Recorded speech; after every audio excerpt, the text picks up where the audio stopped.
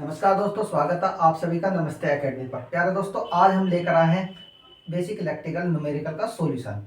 तो देखते हैं पहला क्वेश्चन क्या कहता है। ये देखिए प्यारे दोस्तों, क्या पूछ रहा है इसमें, धारा आई का मान ज्ञात कीजिए। धारा आई का मान क्या करना है, हमें कैलकुलेट करना है और हमें गिवन सर्किट है ये। ठीक है, तो आई की डायरेक्शन इसके अंदर गिवन है कि क्या क्या लगे हैं हमारे। देखिए, एक 10 वोल्ट का वोल्टेज सोर्स लगा और एक 20 वोल्ट का वोल्टेज सोर्स लगा है। एक क्या 5 वोल्ट का लगा है। ठीक है, कितने रजिस्टेंस इसमें कनेक्ट हैं, 2 रजिस्टेंस इसमें कनेक्ट हैं। ठीक है, कितने 5 ओम और 2 ओम के। ठीक है, तो देखते हैं किस तरीके से हम इस गिवन सर्किट्स के अंदर हम आई कैलकुलेट कर सकते हैं, धारा या करंट को कैलकुलेट कर सकते हैं। ठीक है, तो देखिए अप्लाई केवीएल। ठीक है, तो प्यारे साथियों केवीएल अप्लाई कर देते हैं। ठीक है, किस तरीके से हम केवीएल लगाते हैं, तो सबसे पहले हम देखेंगे, यहां पर देखेंगे प्यारे साथियों, यहां पर क्या है, पॉजिटिव टर्मिनल से क्या है, हमारी करंट बाहर निकल रही है। तो जिस टर्मिनल से हमारी करंट निकलती है उस टर्मिनल को हम क्या लेते हैं, निगेटिव लेते हैं। तो देखिए -10 प्लस जिस डायरेक्शन में हमारी करंट फ्लो होती है, जिस डायरेक्शन में हमारी करंट फ्लो होती है उस डायरेक्शन में हम वोल्टेज ड्रॉप क्या लेते हैं, पॉजिटिव लेते हैं। तो किस डायरेक्शन में करंट फ्लो प्यारे साथियों, इस डायरेक्शन में हमारी करंट फ्लो हो रही है। ठीक है, तो देखते हैं -10 वोल्ट प्लस यहां पर देखिए 5i मल्टीप्लाई बाई 5।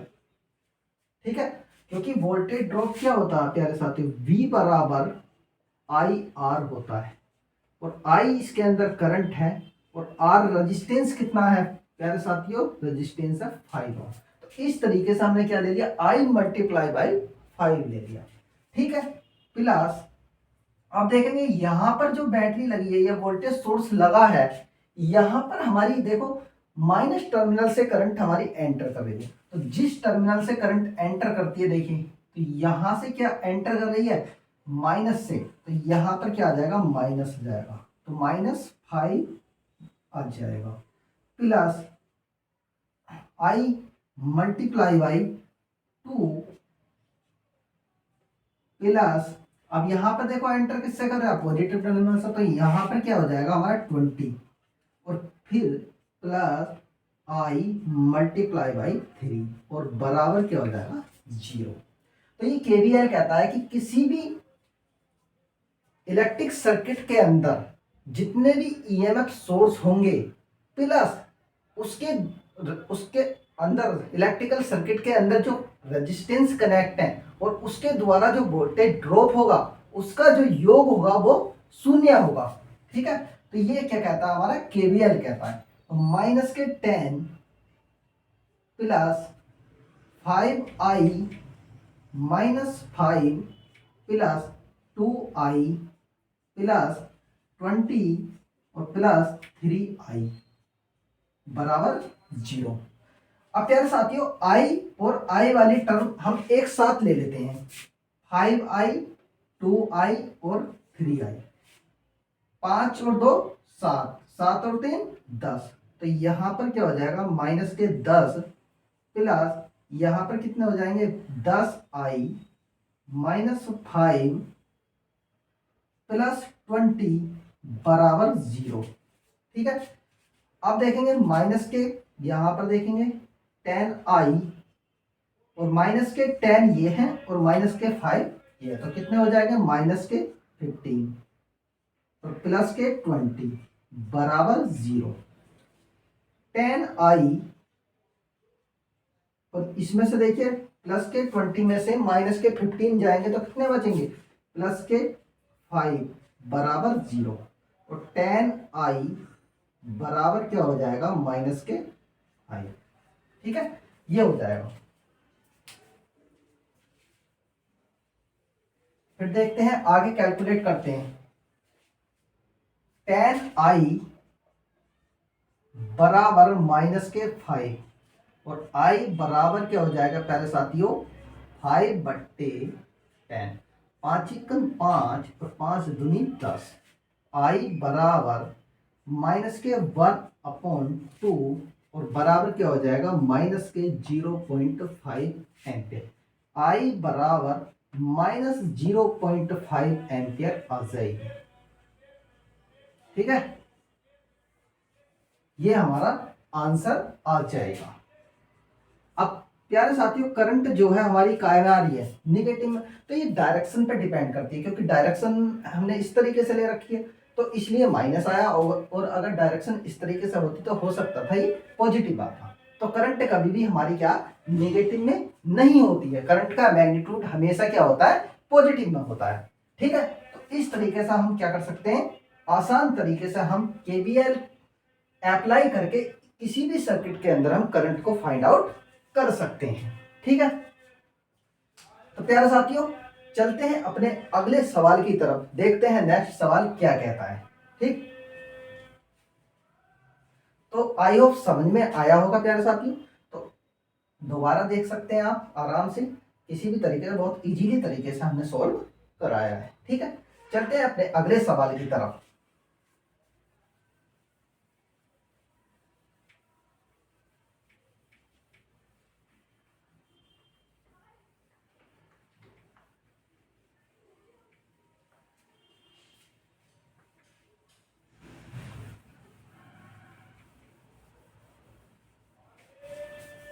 देखते हैं साथियों नेक्स्ट सवाल क्या कहता है। ये रहा नेक्स्ट सवाल।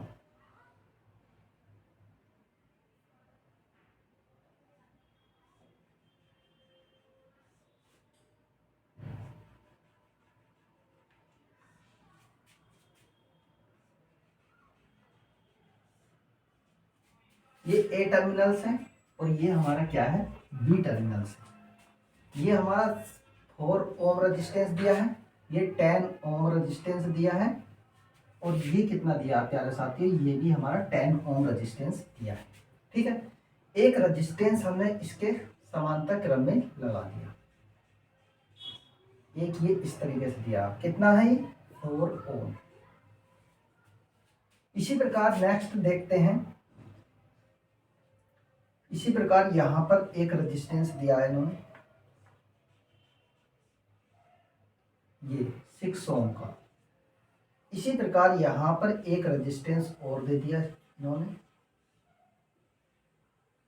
कितने ओम का 15 ओम। ठीक है, तो प्यारे साथियों हमसे क्या पूछा कि निम्नलिखित परिपथ में क्या है तुल्य प्रतिरोध ज्ञात करना। तो तुल्य प्रतिरोध का मतलब है प्यारे साथियों आर ए बी ज्ञात करना हमें। ए और बी के मध्य हमें टोटल इक्विवेलेंट रेजिस्टेंस हमें फाइंड आउट करना है कि टोटल इस सर्किट को सोल्व करके एक सिंगल टोटल इक्विवेलेंट रेजिस्टेंस कितना आएगा। ठीक है, तो करते हैं कैलकुलेट प्यारे साथियों, देखते हैं किस तरीके से हम कर सकते हैं, सॉल्यूशन देखेंगे इसका। ये रहा सॉल्यूशन। सबसे पहले देखेंगे प्यारे साथियों, देखिए 4 और 4 क्या होते हैं, ये हो जाएंगे हमारे समांतर क्रम में, और समांतर क्रम में यदि समान रेजिस्टेंस लगे होते हैं किसी भी सर्किट के अंदर समान वैल्यूज के, जैसे 4 ओम व 4 ओम के रेजिस्टेंस लगे हैं, तो इसका मतलब टोटल इक्विवेलेंट कितना आ जाएगा 2 ओम आ जाएगा। ठीक, यदि 5 के लगे होते तो कितना आ जाता 2.5 आ जाता, लेकिन अगर 2 के लगे होते तो 1 ओम आ जाता।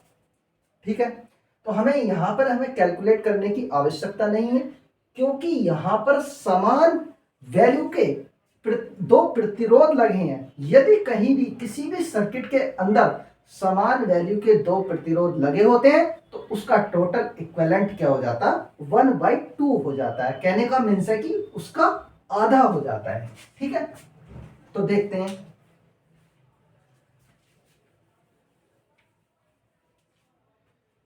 तो यहां पर क्या हो जाएगा प्यारे साथियों, जब ये समांतर में लगे हैं तो हम क्या कर सकते हैं, इसको एक रेजिस्टेंस में कन्वर्ट कर सकते हैं, और जब एक रेजिस्टेंस में हमने कन्वर्ट कर लिया तो यहां पर क्या हो जाएगा 2 ओम का रेजिस्टेंस आ जाएगा।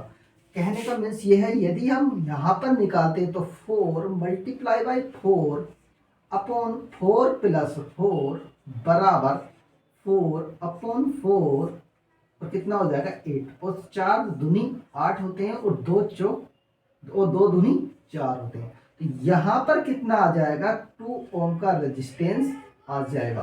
तो हमने डायरेक्टली क्या कर दिया, यहाँ पर 2 ओम का रेजिस्टेंस लगा दिया है। इसी प्रकार यहाँ पर देखेंगे, यहाँ पर देखते हैं ये रेजिस्टेंस हमारे लगे हैं, ये 3 रेजिस्टेंस क्या है प्यारे साथियों, समांतर क्रम में लगे हैं। तो इनका सॉल्यूशन किस प्रकार हम कर सकते हैं, ठीक है। ए और बी, ये 10 ओम का हो गया और ये 6 ओम हो गया और ये कितना हो गया 10 ओम हो गया और ये कितना हो गया हमारा 50 ओम हो गया। तो प्यारे साथियों हमने इन 2 रेजिस्टेंस को क्या कर लिया, टोटल इक्विवेलेंट में हमने कन्वर्ट कर लिया। तो कितना आ जाएगा हमारा 2 ओम आ जाएगा। अब यहाँ पर देखते हैं प्यारे साथियों, यहाँ पर एक नोड बन रहा है। यदि यहाँ पर नोड बन रहा तो ये तीनों रेजिस्टेंस क्या है, ये समांतर क्रम में कनेक्ट हैं। जब ये तीनों रेजिस्टेंस समांतर क्रम में कनेक्ट हैं तो हम क्या कर सकते हैं, इसका टोटल इक्विवेलेंट निकाल सकते हैं। कैसे, देखिए यहां पर हम टोटल इक्विवेलेंट कैसे निकालेंगे, तो आर टी बराबर 1 upon R1 plus 1 upon R2 plus 1 upon R3 plus dot dot plus 1 upon Rn।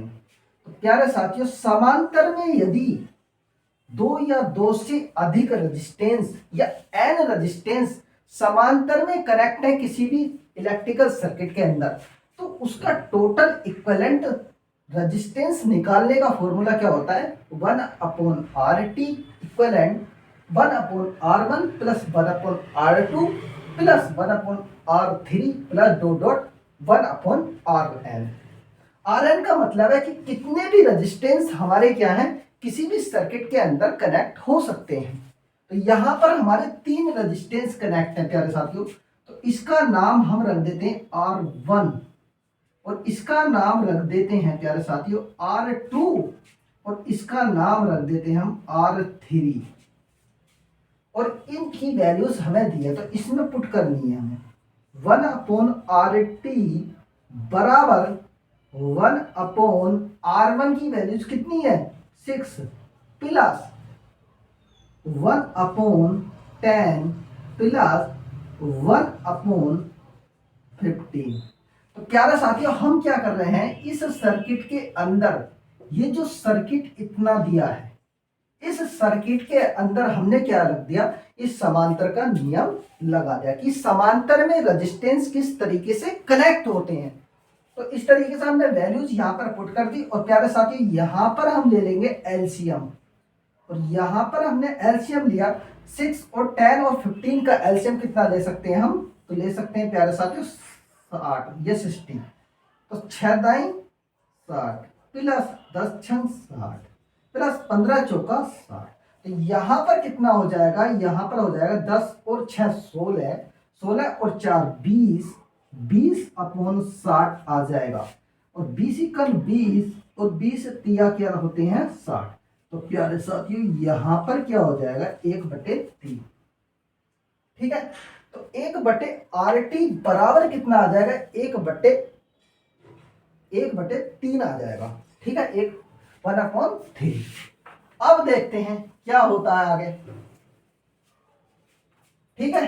तो अब ये प्यारे साथियों क्या हो गया, यहां से 1 अपॉन RT बराबर क्या आया था 1/3। तो RT टोटल इक्विवेलेंट कितना हो जाएगा, यहां पर 3 ओम हो जाएगा, ठीक है। तो इन तीनों रेजिस्टेंस को सॉल्यूशन करने के बाद हमें टोटल इक्विवेलेंट कितना मिला 3 ओम मिला और पहले इन दोनों को हमने सॉल्यूशन कर लिया था। तो इन दोनों को सोल्व करके क्या मिला था हमें 2 ओम मिला था और एक तीसरा रेजिस्टेंस क्या लगा इसमें 10 ओम का लगा है। तो सर्किट हमारा अब क्या हो जाएगा ये देखते हैं। तो ये सर्किट बन जाएगा प्यारे साथियों इस तरीके से। ये इस तरीके से सर्किट हमारा बन जाएगा ए और बी। तो देखिए पहले रेजिस्टेंस कितना कनेक्ट है 2 ओम। यहां पर इन तीनों को सोल्व करके हमने कितनी वैल्यू चाहिए RT 3 ओम। और ये 10 ओम का पहले से ही कनेक्ट है, तो यहां पर कितना हो जाएगा प्यारे साथियों 10 ओम हो जाएगा। ठीक है, तो अब टोटल इक्विवेलेंट निकलवा रहे आप। वो पूछ रहा है कि RAB ज्ञात कीजिए। तो प्यारे साथियों अभी तक हमारा RAB मतलब कहने का मीन्स ये है कि सर्किट का टोटल इक्विवेलेंट रेजिस्टेंस नहीं निकला है।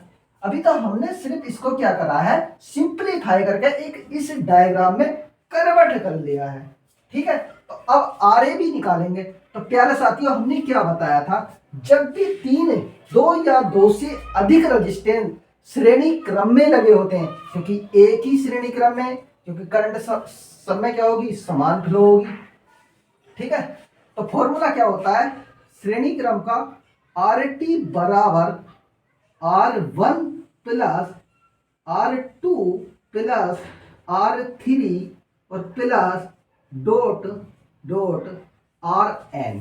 ये फॉर्मूला होता है श्रेणी क्रम में, क्योंकि 3 रेजिस्टेंस हमारे क्या है श्रेणी क्रम में कनेक्ट हैं। तो यहां पर हम वैल्यूज पुट करेंगे।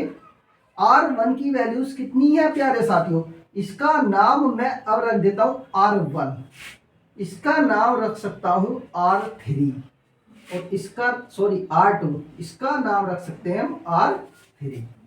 ठीक है, अब वैल्यूज पुट कर देते हैं। R1 की वैल्यूज कितनी है हमारे पास 2 और R2 की वैल्यू कितनी है 3 प्लस और R3 की वैल्यूज कितनी है 10। तो कितना हो जाएगा RT बराबर 3 और 2 5 और 10 15। तो ये 15 ओम आ जाएगा। ये हमारा क्या है सिंपलीफाई करने के बाद फाइनल आंसर हमारा आ चुका है।